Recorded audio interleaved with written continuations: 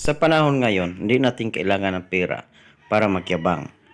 Dahil kunting angat mo lang, ang sasabihin ng ibang tao, mayabang ka na.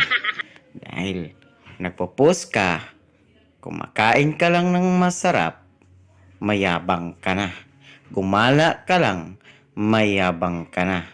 Hindi ka na nakasama sa kanila, mayabang ka na. Kasi meron ka ng ibang mga kasama.